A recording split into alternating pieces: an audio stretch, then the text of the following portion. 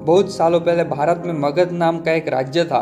वह राज्य बहुत ही संपन्न था। राज्य में एक सोनापुर नाम का गांव था, जहाँ के लोग अपना सारा काम दिन में किया करते थे, लेकिन रात होते ही सारे लोग अपने घर के अंदर चले जाते और कोई भी रात के समय अपने घरों से बाहर नहीं निकलता था।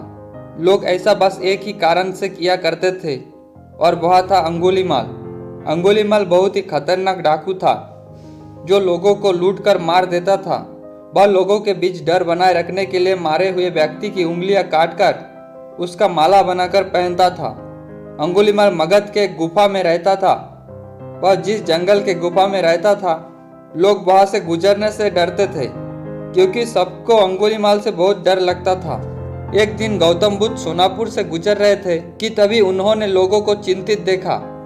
लोगों को इस तरह से परेशान देखकर गौतम बुद्ध ने पूछा, क्या बात है, आप सब इतने डरे हुए क्यों है?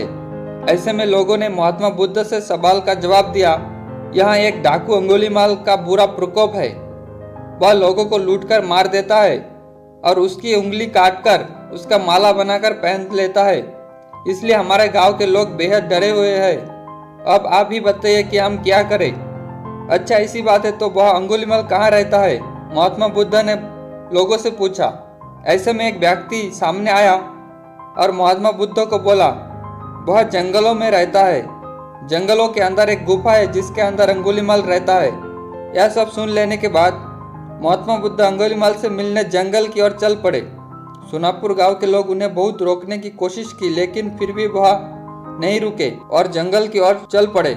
जैसे ही वह जंगल के पास जाकर पहुंचे, तब अंगुलीमाल अपने गुफा से निकलकर हाथ में तलवार लिए खड़ा हो गया। गौतम बुद्ध ने अंगुलीमाल को अनदेखा किया और आगे बढ़ चले। यह देखकर अंगुलीमाल बुद्ध का पीछा करने लगा।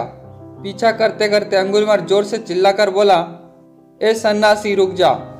महात्मा बुद्ध ने कहा, मैं तो रुक गया, तुम कब रुकोगे? तुम अपनी यह हिंसा कब बंद करोगे? ऐसे में अंगुलीमाल क्रोधित हो गया। फिर उससे गौतम बुद्ध से कहा, सन्यासी, तू मुझे जानता नहीं है, मैं इस राज्य का सबसे शक्तिशाली मनुष्य हूँ। गौतम बुद्ध ने कहा, मैं नहीं मानता कि तुम सबसे शक्तिशाली मनुष्य हो।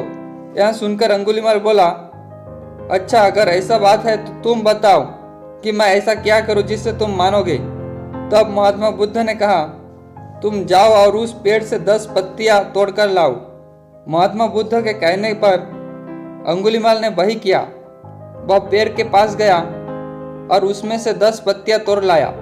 फिर बुद्ध ने कहा, जाओ, अब इन पत्तियों को वापस से उस पेड़ में जोड़ दो।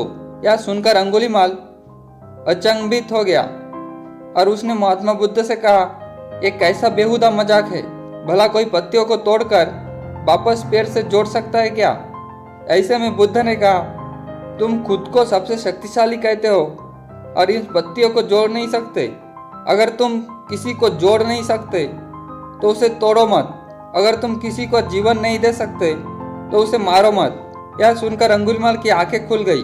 वह बुद्ध के चरणों में गिर गया और उनसे माफी मांगने लगा।